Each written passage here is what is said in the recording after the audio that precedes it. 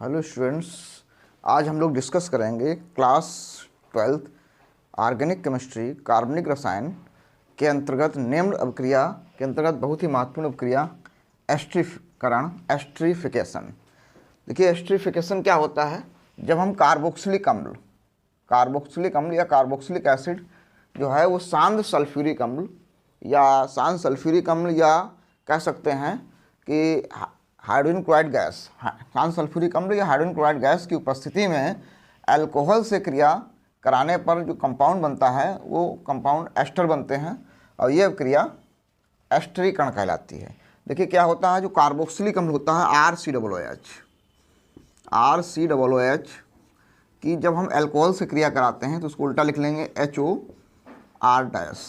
तो यहाँ पर कार्बोक्सिलिक अम्ल का OH समूह और अल्कोहल का हाइड्रोजन समूह ये कंसनट्रेटेड H2SO4 की प्रेजेंस में वाटर मॉलिक्यूल बना के निष्कासित हो जाते हैं, जल का अणु बन जाता है, वाटर मॉलिक्यूल बन जाएगा H2O। अब यहाँ पर क्या बचेगा? RCO और OR-। तो ये हमारा जो फंक्शनल ग्रुप है वो कौन सा है?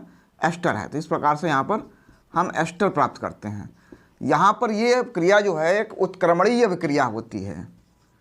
उत्क्रमणीय रिवर्सेबल रिएक्शन है। उत्क्रमणीय मीन्स रिवर्साइबल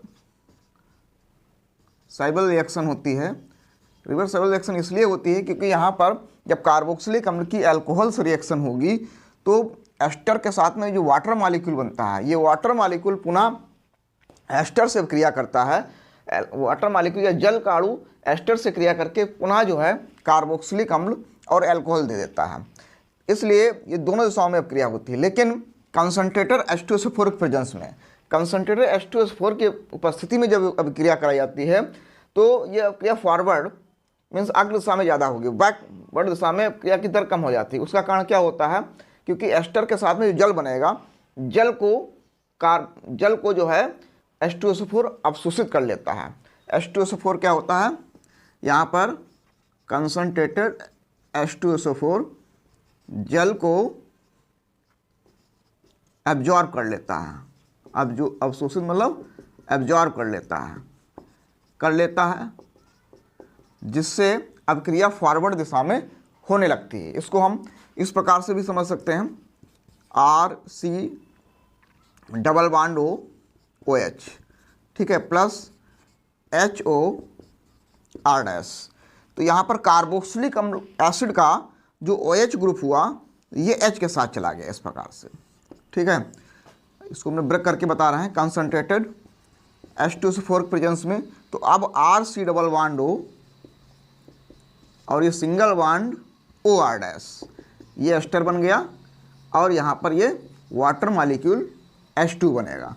तो यहाँ पर हम ये देख रहे हैं कि जो वाटर मॉलिक्यूल बनता है ये एस्टर के साथ हमने बताया दोबारा क्रिया करके पुनः कार्बोक्सिलिक एसिड और अल्कोहल देता है। बट हम कंसनट्रेटेड H2SO4 का प्रयोग करते हैं तो कंसनट्रेटेड H2SO4 या जो हाइड्रोजन क्लोराइड गैस प्रयोग करते हैं तो हाइड्रोजन क्लोराइड गैस या कंसनट्रेटेड H2SO4 ये क्या होते हैं? जल अवशोषक होते हैं, निर्जलीकारक होते हैं, डिहाइड्रेशन एजेंट होते हैं। जब ये जल को अवशोषित कर लेंगे तो जल अवशोषित होने के बाद यहाँ पर एस्टर पुनः जो है कार्बोक्सिलिक अम्ल और अल्कोहल में कन्वर्ट नहीं हो पाएगा, इसलिए रिएक्शन फॉरवर्ड होने लगेगी, मीन्स अग्र दिशा में विस्थापित होने लगेगी। तो इस प्रकार से स्टूडेंट एस्टरीकरण क्रिया होती है। इसको एग्जाम्पल के द्वारा हम समझ सकते हैं। R की जगह पर हम CH3 ले लें तो CH3COOH हो जाएगा, प्लस HOR- की जगह पर हम मान लिया CH3 ले लेते हैं, मेथनॉल, और कंसनट्रेटेड H2SO4 के प्रेजेंस में रिएक्शन करा देंगे तो देखिए यहाँ पर क्या बन जाएगा? कार्बोक्सिलिक अम्ल का OH और अल्कोहल का H ये आपस में रिएक्शन करके वाटर मॉलिक्यूल बना देंगे और बनने वाला कंपाउंड हो जाएगा CH3COOCH3। तो ये CH3 मेथिल हो गया और ये दो कार्बन है एथेनोएट हो गया, मेथिल एथेनोएट या मेथिल एसीटेट भी बोलते हैं इसको, ठीक है स्टूडेंट्स। ऐसे ही दूसरा एग्जांपल ले सकते हैं, CH3COOH प्लस HOC2H5 कर लें तो कंसनट्रेटेड H2SO4 के प्रेजेंस में जब रिएक्शन होगी तो यहाँ कार्बोक्सिलिक अम्ल का OH और हमारे अल्कोहल का H, ये वाटर मॉलिक्यूल के फॉर्म में निकल जाएंगे और जो प्रोडक्ट बनेगा वो क्या बनेगा, CH3 COO C2H5, मतलब C2H5 मतलब एथिल और 2 कार्बन है, एथेनोएट बन जाएगा। इसी प्रकार से एक एरोमेटिक देखते हैं C6H5COOH, ये क्या हो गया, बेंजोइक एसिड, बेंजोइक एसिड हो गया, बेंजोइक एसिड। अब हम इसकी मेथनॉल से रिएक्शन करा देंगे CH3OH कंसनट्रेटेड H2SO4 के प्रेजेंस में। तो यहाँ पर देखिए क्या होगा, ये वाटर मॉलिक्यूल अलग हो जाएगा और ये बन जाएगा C6H5COOCH3। तो ये क्या हो गया हमारा, मेथिल बेंजोएट, मेथिल बेंजोएट बन गया। तो स्टूडेंट समझ में आया होगा एस्टरीकरण क्रिया क्या होती है। डेफिनेशन नोट कर सकते हैं कि कार्बोक्सिलिक अम्ल शांत सल्फ्यूरिक अम्ल की उपस्थिति में जब हम अल्कोहल से रिएक्शन कराते हैं तो प्राप्त कंपाउंड जो होते हैं एस्टर होते हैं और ये क्रिया एस्टरीकरण होती है। ये उत्क्रमणीय क्रिया है क्योंकि यहाँ पर एस्टर अल्कोहल वाटर से मॉलिक्यूल से रिएक्शन करके पुनः कन्वर्ट हो जाते हैं कार्बोक्सिलिक एसिड और अल्कोहल में। तो इसको लिख सकते हैं, यहाँ पर लिख देते हैं, ये हमारा है कार्बोक्सिलिक एसिड है, कार्बोक्सिलिक एसिड है, ये क्या है हमारे पास, अल्कोहल है, अल्कोहल। तो इस प्रकार से ये क्रिया पूर्ण होती है। अब हम इसकी मैकेनिज्म पढ़ेंगे, ये क्रिया किस प्रकार से होती है, इसको नोट कर सकते हैं स्टूडेंट्स। अब हम लोग कार्बोक्सिलिक अम्ल की अल्कोहल से जब क्रिया हो रही है कंसनट्रेटेड H2SO4 में एस्टरीकरण क्रिया, तो इसकी मैकेनिज्म किस प्रकार से होती है, क्रिया किस प्रकार से होती है, इसको डिस्कस करते हैं। तो एग्जाम्पल ले लेते हैं CH3 C11OH plus HO CH3 methanol concentrated H2SO4 presence में रिएक्शन होगी। तो ये वाटर मॉलिक्यूल निकलने के बाद बचेगा हमारे पास CH3 C11O CH3 methyl ethanoate. तो मैकेनिज्म देखते हैं, मैकेनिज्म किस प्रकार से पूर्ण होती है ये क्रियाविधि। देखिए यहाँ पर जो कंसनट्रेटेड H2SO4 है ये प्रोटॉन निकालता है। सबसे पहले H2SO4 जो होगा वो प्रोटॉन डोनेट कर देगा H2SO4, ये इस प्रकार से बनाता है H प्लस और HSO4 माइनस। अब हमारे पास जो कार्बोक्सिलिक एसिड है इसमें कार्बोक्सिलेट R0OH ग्रुप जो होता है इसमें इस ऑक्सीजन पर भी 2 लोन पेयर हैं और इस ऑक्सीजन पर भी 2 लोन पेयर, इस प्रकार से। अब देखिए क्या होगा स्टूडेंट्स, यहाँ पर ये H आयन इस पर अटैक कर देगा, ये क्या है, प्रोटोनेशन होगा, कार्बोक्सिलिक अम्ल का क्या हो जाएगा, प्रोटोनेशन होगा। तो जब ये H आयन इस पर अटैक करेगा, ये इस प्रकार से यहाँ पर ये अटैक कर देगा, ठीक है। जब ये अटैक करेगा तो देखिए यहाँ पर क्या हो जाएगा, ये बन जाएगा CH3C और O और O के साथ में इसका एक ऑक्सीजन का एक इलेक्ट्रॉन, ये अपना ऑक्सीजन एक इलेक्ट्रॉन किसको डोनेट कर देगा, हाइड्रोजन को। तो यहाँ पर क्या हो जाएगा, OH हो जाएगा। अब देखिए यहाँ पर एक लोन पेयर बचा, ठीक है। अब यहाँ पर चूंकि ऑक्सीजन के पास कितने लोन पेयर, 2 लोन पेयर थे, अब एक लोन पेयर का एक इलेक्ट्रॉन हाइड्रोजन पास चला गया। मतलब इस प्रकार से समझ सकते हैं कि ये 2 इलेक्ट्रॉन थे तो एक इलेक्ट्रॉन ऑक्सीजन पास बना रहा, एक इलेक्ट्रॉन चला गया हाइड्रोजन के पास। अब ऑक्सीजन पास कुल मिला के एक इलेक्ट्रॉन की कमी हो गई, तो यहाँ पर क्या आ जाएगा, ये पॉजिटिवली चार्ज आ जाएगा। जैसे ही ऑक्सीजन के पास पॉजिटिवली चार्ज आता है तो तुरंत ऑक्सीजन अपने निकटतम दूसरे एटम से एक इलेक्ट्रॉन अट्रैक्ट कर लेता है क्योंकि मोर इलेक्ट्रोनेगेटिव होता है। तो ये क्या करेगा, ऑक्सीजन जो कार्बन के साथ डबल बॉन्ड बना रहा है, तो ये ऑक्सीजन कार्बन से इलेक्ट्रॉन अपना इलेक्ट्रॉन जो दिया हुआ था बॉन्ड बनाने के लिए ले लेगा। अब ये जो डबल बॉन्ड के जो दोनों इलेक्ट्रॉन कहाँ आ जाएंगे, ऑक्सीजन के पास आ जाएंगे। तो ये बन जाएगा हमारा CH3C और ये इलेक्ट्रॉन एक कार्बन का है एक है ऑक्सीजन का, दोनों इलेक्ट्रॉन चले जाएंगे ऑक्सीजन के पास। अब जब दोनों इलेक्ट्रॉन ऑक्सीजन के पास चले गए तो फिर से यहाँ पर क्या हो जाएगा, ऑक्सीजन के दोनों लोन पेयर हो जाएंगे और इसका ऑक्टेट कंप्लीट हो जाएगा इस प्रकार से, ठीक है। अब लेकिन कार्बन के पास क्या हुआ, कार्बन का इलेक्ट्रॉन ऑक्सीजन पास चला गया तो कार्बन क्या आ गया, पॉजिटिवली चार्ज हो गया, ठीक है। अब ये ऑक्सीजन, इसके पास दो लोन पेयर होंगे इस प्रकार से। जब कार्बन हमारा पॉजिटिव हो जाएगा, ठीक है, पार्शली पॉजिटिव होता है लगभग ये, तो उस पोजीशन में क्या होगा, यहाँ पर OH अल्कोहल जो होता है CH3OH या ROH जो होगा इस पर अटैक करेगा।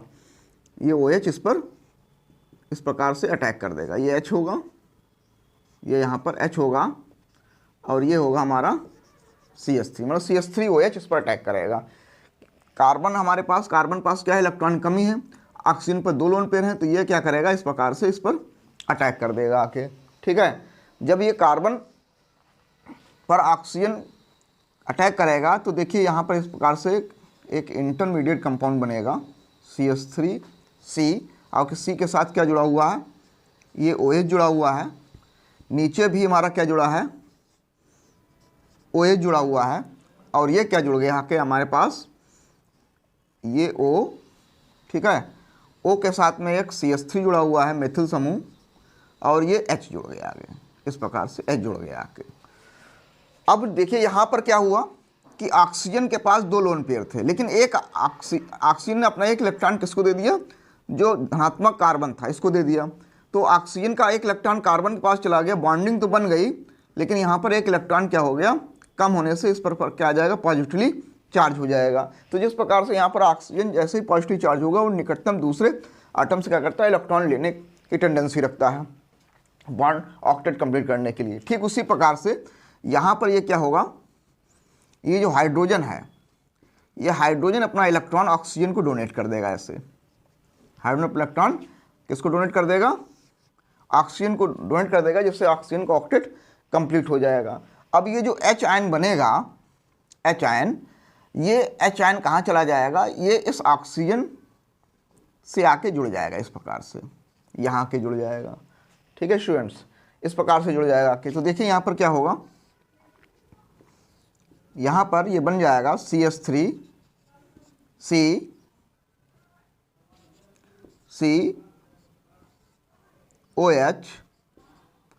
OH और ये ऑक्सीजन जो था, इस ऑक्सीजन से एक हाइड्रोजन तो पहले जुड़ा था, एक हाइड्रोजन और आके जुड़ गया, तो इसके पास दो लोन पेयर थे। ठीक उसी प्रकार से कंडीशन यहाँ भी होगी, इस ऑक्सीजन का एक इलेक्ट्रॉन इस H आयन के पास चला गया, इसलिए यहाँ पर एक इलेक्ट्रॉन कमी हो जाएगी ऑक्सीजन पर, इसलिए क्या हो जाएगा, पॉजिटिव हो जाएगा।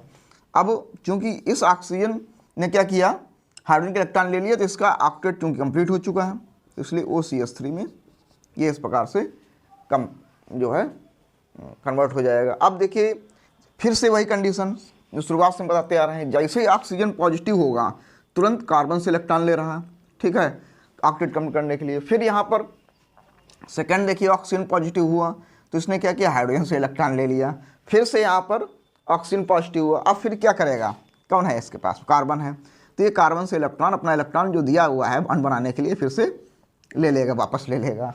ठीक है, और जो वापस लेगा तो क्या होगा, ये पॉजिटिव हो जाएगा। क्या हो जाएगा, ये हो जाएगा तुम्हारा पॉजिटिव हो जाएगा। और जब पॉजिटिव हो जाएगा तो देखिए कार्बन जैसे ही पॉजिटिव होगा, इसके पास क्या होंगे, ये डबल बॉन्ड होंगे, सॉरी ऑक्सीजन अपना इलेक्ट्रॉन फिर से कार्बन को दे देगा, या अगले स्टेप में देखते हैं एक एक स्टेप। तो देखिए यहाँ पर क्या हो जाएगा, इस प्रकार से ये बन जाएगा हमारा CH3C, और ये O के पास में ये दो लोन पेयर हैं, कार्बन हमारा फिर से पॉजिटिव हो गया, और ये बन गया OCH3। ठीक है, यहाँ पर ये वाटर मॉलिक्यूल रिमूव हो जाएगा। ठीक है, इस वाटर मॉलिक्यूल को जो H2SO4 है एब्जॉर्ब कर लेगा, जिससे रिवर्सिबल रिएक्शन नहीं होगी। ठीक है, अब ये फॉरवर्ड दिशा डायरेक्शन में रिएक्शन होगी। अब यहाँ पर क्या होगा, अब कार्बन क्या करता है, ये अपने इलेक्ट्रॉन को, ऑक्सीजन अपना इलेक्ट्रॉन कार्बन के साथ शेयरिंग कर लेगा डबल बॉन्ड के रूप में, लेकिन ऑक्सीजन पर फिर से पॉजिटिव आएगा, तो ऑक्सीजन अपने पॉजिटिव को रिड्यूस करने के लिए क्या करेगा, इस हाइड्रोजन से इलेक्ट्रॉन को फिर से वापस ले लिए, जैसे यहाँ पर इसने दिया था हाइड्रोजन को स्टार्टिंग में दिया था, फिर से हाइड्रोजन से वापस ले लेगा और प्रोडक्ट हमें प्राप्त हो जाएगा। ठीक है, मीन्स ऑक्सीजन अपना इलेक्ट्रॉन कार्बन को दे रहा है एक, तो यहाँ पर ये कार्बन के साथ डबल बॉन्डेड चला जाएगा, ऐसे डबल बॉन्ड में ही चला जाएगा जैसे स्टार्टिंग में था। ठीक है, और ये OCH3 बन गया। क्या बन गया? OCH3। H कहाँ चला गया? H जो होगा, H कहाँ चला गया? H ने अपना इलेक्ट्रॉन ऑक्सीजन को दे दिया, जिससे इसका ऑक्टेट फिर से कंप्लीट हो गया जैसे स्टार्टिंग में दिखाया गया था, और H आयन रिमूव हो जाएगा फिर से, क्योंकि ये कैटलिस्ट से हमें प्राप्त हो रहा है। ठीक है, ये H आयन फिर से नए मॉलिक्यूल के साथ उसी प्रकार से प्रोसेस रिएक्शन करेगा और हमें प्रोडक्ट प्राप्त हो जाएगा। ये हमारा क्या बन गया? प्रोडक्ट बन गया मेथिल एथेनोएट। मेथिल एथेनोएट, ये हमारा प्रोडक्ट हो गया। तो स्टूडेंट समझ में आया होगा किस प्रकार से इसकी मैकेनिज्म कंप्लीट हो रही है कि H2SO4 से जो प्रोटॉन प्राप्त होता है, वो प्रोटॉन कार्बोक्सिलिक अम्ल के ऑक्सीजन पर अटैक करता है, और जैसे अटैक करता है तो यहाँ पर ऑक्सीजन जैसे पॉजिटिव होगा, तो हमने बताया कि ऑक्सीजन पॉजिटिव जैसे ही होता है वो तुरंत दूसरे एटम से क्या करेगा?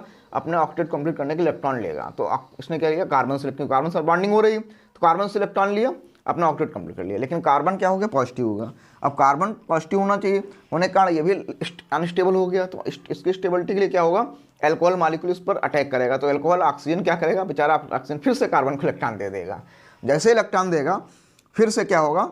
ऑक्सीजन का ऑक्टेट फिर से दूसरे ऑक्सीजन का ऑक्टेट इनकम्प्लीट हो जाएगा। तो ये ऑक्टेट कंप्लीट करने के लिए क्या करेगा? ये हाइड्रोजन से इलेक्ट्रॉन OH का जो H है वो अपना इलेक्ट्रॉन ऑक्सीजन दे देगा, और H चला जाएगा इस OH दूसरे OH के साथ में। अब जैसे उसके OH के साथ जुड़ेगा तो ये ऑक्सीजन फिर से तीसरा ऑक्सीजन जो होगा ये पॉजिटिव हो जाएगा। तो पॉजिटिव होने के कारण अब क्या होगा? जो कार्बन ऑक्सीजन के बाद बॉन्डिंग थी, तो ये इस बॉन्डिंग के दोनों इलेक्ट्रॉन ऑक्सीजन को मिल जाएंगे और वाटर मॉलिक्यूल बन के अलग हो जाएगा। अब कार्बन फिर से पॉजिटिव हो गया, तो यहाँ पर क्या होगा? H आयन, H जो होगा ऑक्सीजन को इलेक्ट्रॉन देगा, और ऑक्सीजन बॉन्डिंग कर लेगा कार्बन के साथ डबल बॉन्ड, और हमें प्रोडक्ट दे देगा मेथिल एथेनोएट। तो इस प्रकार से ये मैकेनिज्म स्टूडेंट समझ में आई होगी, इसको नोट कर सकते हैं। फिर हम लोग देखते हैं कि कौन जो है कार्बोक्सिलिक एसिड और एस्टर जो की क्रियाशीलता जो होती है एस्टरीकरण के लिए किस प्रकार से इंक्रीज और डिक्रीज होती है, नोट सकते हो।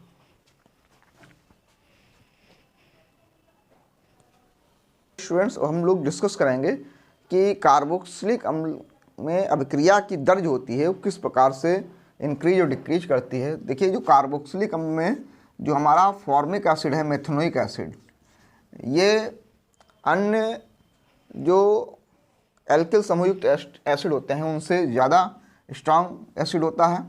तो CH3COOH, अगर हम CH3COOH की अल्कोहल से रिएक्शन कराएंगे तो अभिक्रिया की दर ज़्यादा होगी कंपेयरिंग टू CH3COOH की कंपेयरिंग में, क्योंकि यहाँ पर ये +I इफेक्ट दिखाएगा और साथ में त्रिविम बाधकता, steric hindrance effect, +I inductive effect, प्रेरणिक इफेक्ट और त्रिविम बाधकता, स्टेरिक हिंड्रेंस इफेक्ट के कारण ये एस्टरीकरण एथेनोइक एसिड के साथ एस्टरीकरण क्रिया स्लो होगी कंपेयरिंग टू फॉर्मिक एसिड। अगर हम ले लें यहाँ पर CH3 CH2COOH तो और भी स्लो हो जाएगी, क्योंकि जैसे से carbon number of carbon increase होंगे तो कार्बन इंक्रीज होने का मतलब है स्टेरिंग हिंड्रेंस इफेक्ट और +I इफेक्ट बढ़ता जाएगा, जिससे एसिडिक स्ट्रेंथ जो होती है वो थोड़ा सा क्या होती है? कम होती जाती है। अभिक्रिया की दर जो होती है वो थोड़ा सा कम हो जाएगी। तो स्टूडेंट समझ में आया होगा। इस प्रकार से हमारे पास फॉर्मिक एसिड है, एथेनोइक एसिड है, प्रोपेनोइक एसिड है, फिर जो है 2-मेथिल आ जाएगा, मेथिल समूह युक्त कार्बोक्सिलिक एसिड, ये टर्सरी होगा, तो इसकी सबसे जो होगी वो कम हो जाएगी। यहाँ पर एसिडिक स्ट्रेंथ जो है, सॉरी यहाँ पर COOH छूट गया, C के साथ COOH, C और फिर COOH होगा यहाँ पर ऐसे। तो लिखेंगे अभिक्रिया की दर का घटता क्रम, एस्टरीकरण अभिक्रिया की दर का घटता क्रम। सेकेंड, ऐसे ही अल्कोहल होते हैं, जैसे हमारे पास मेथनॉल है, तो मेथनॉल सबसे तेज फास्ट एस्टरीकरण क्रिया देगा, कंपेयरिंग टू एथेनॉल, क्योंकि यहाँ पर कार्बन इंक्रीज होंगे तो उसी प्रकार से स्टेरिक हिंड्रेंस इफेक्ट जो होता है प्लस आई इफेक्ट बढ़ता जाएगा। इसके बाद CH3 का होल ट्वाइस CHOH, और सबसे कम होगा CH3 का होल थ्राइस COH। यहाँ भी डिक्रीजिंग ऑर्डर ऑफ अपक्रिया की दर का घटता क्रम, अपक्रिया की दर का